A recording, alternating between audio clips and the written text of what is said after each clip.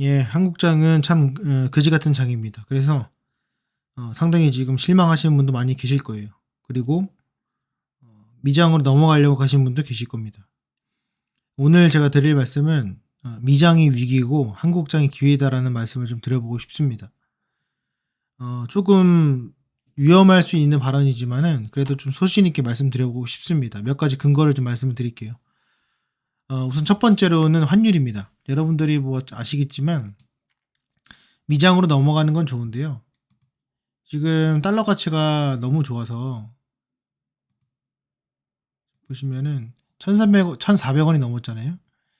이러면은 이제 어떤 현상이 일어나냐면 주가가 올라가는 것과 별개로 이 환차손이라는 것이 발생하기 때문에 보통 이제 원달러가 낮았을 때, 그러니까 달러 가치가 낮았을 때 매수를 해서 달러 가치가 높았을 때 이제 매도를 하는 가장 큰 전략인데 그게 또 지수랑은 또 별개로도 움직이기 때문에 예측하기 쉽지 않습니다. 그런데 지금 현재 위치를 보게 되면은 1,400원이 넘었고 엔달러 같은 경우에도 상당히 지금도 높고 그쵸?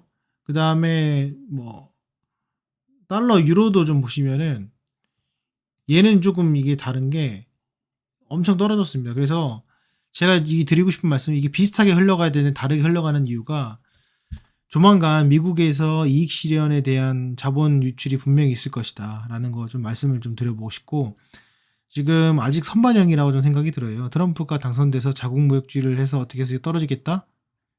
과거 이제 2018년도 주식장을 보게 되면은 그때는 약간 그 비에 젖듯이 소나기가 아니라 가랑비에 옷 젖듯이 젖어 내려가면서 주가가 빠졌습니다. 잠깐 보면은 삼성전자 주식인데요. 2018년도에는 한 38%, 30% 정도 빠졌어요. 35% 정도 빠졌고요. 1년 넘었습니다. 자, 코로나 때는 33% 빠졌습니다.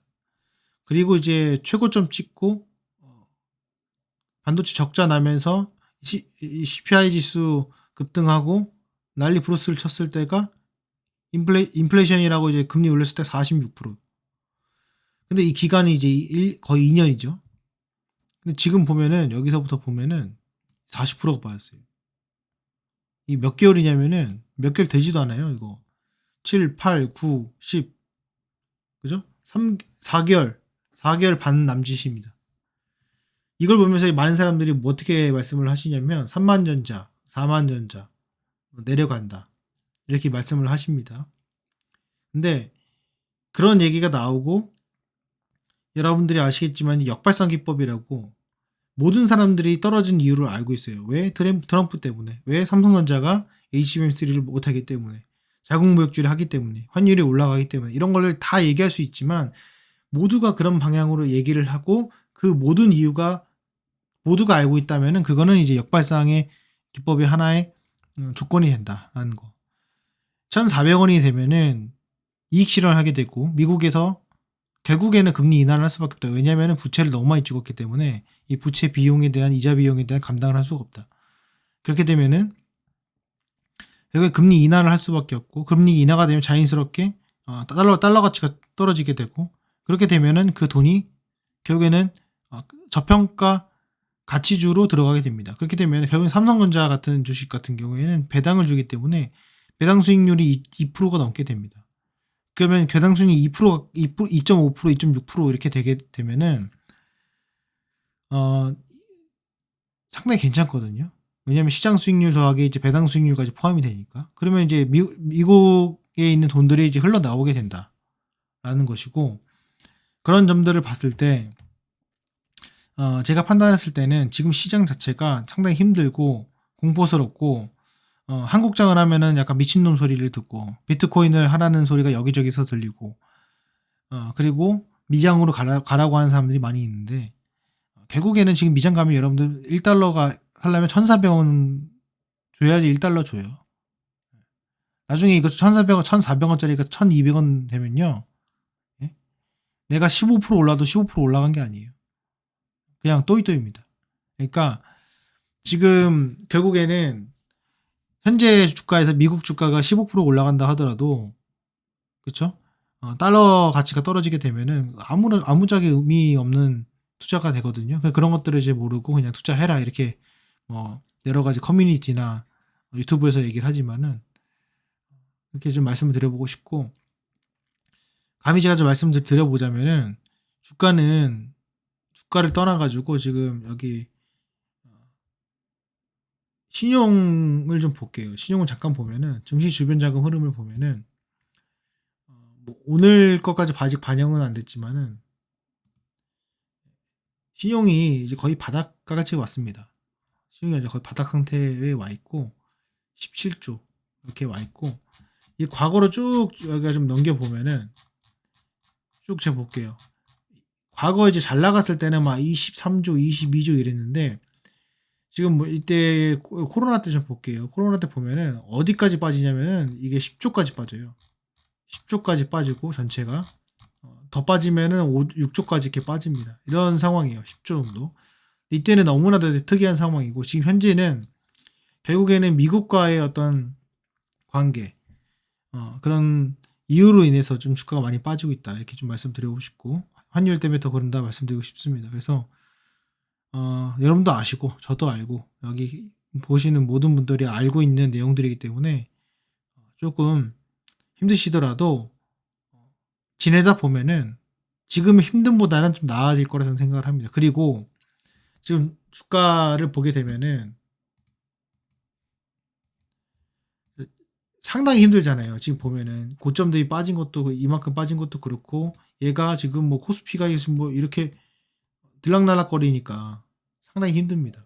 이건 알았어요. 버텼어요. 올랐어. 좀 살만해. 또 이렇게 돼요. 너무 힘들지 않습니까? 그런데 제가 눈에 말씀드렸지만 저는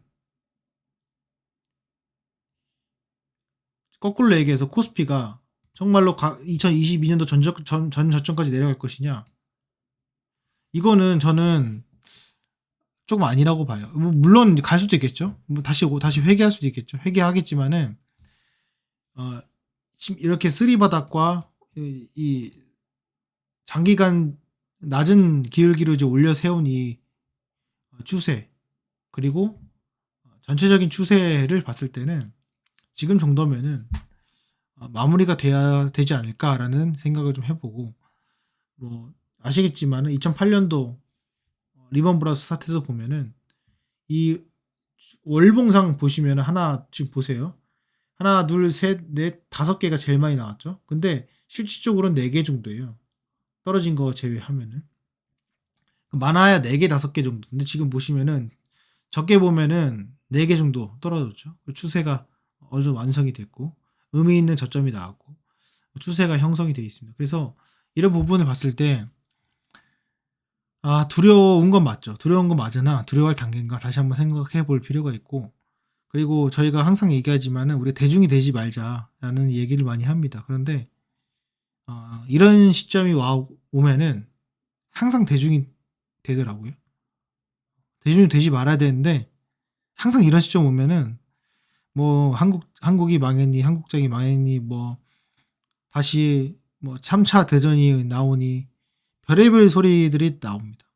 근데 그게 2015년도에도 그랬고 2018년도에도 그랬고 2008년도에도 그렇습니다.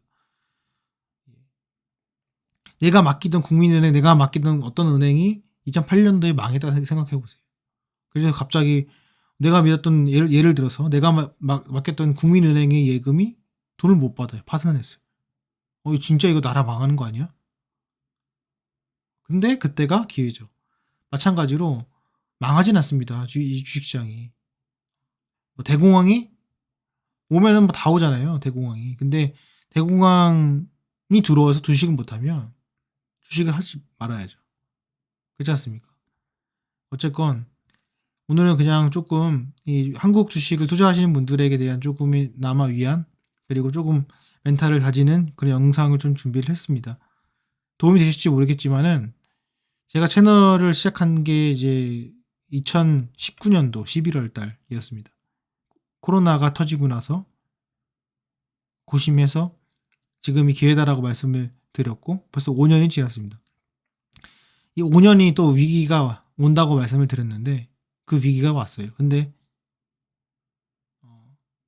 우리가 생각한 것보다 더 큰 위기보다는 어떻게 보면 지금은 좀 기회로 받아들이면서 조금 편안하게 지내시면 어떤가 좀 말씀드려보고 싶고, 내가 지금 갖고 있는 주식이 없더라도 뭐 이자를 더 낼 수도 있고, 내가 조금 맛있는 거 덜 먹을 수도 있고, 여행 좀 더 못 갈 수 있는데, 그런 거에 대한 나의 내가 왜 저랬을까에 대한 자책 그리고 판단, 그런 실수, 이런 거에 대해서 너무 스트레스 받지 마시고, 지내다 보면, 공부하다 보면은 좋은 날이 있고, 그렇게 되면은 내가 가졌던 그 스트레스 사실 무의미한 거거든요. 여러분들 1, 2년 전에 생각해 보세요. 5년 전에 여러분들의 스트레스 생각해 보십시오. 다 무의미한 겁니다. 그러니까 너무 걱정하지 마시고, 조금 더 객관적으로 제가 더 좀 볼 테니까 여러분들을 조금 내려놓으시고 편안하게 주식시장을 재밌게 좀 바라보시길 바라겠습니다. 마치도록 하겠습니다. 감사합니다.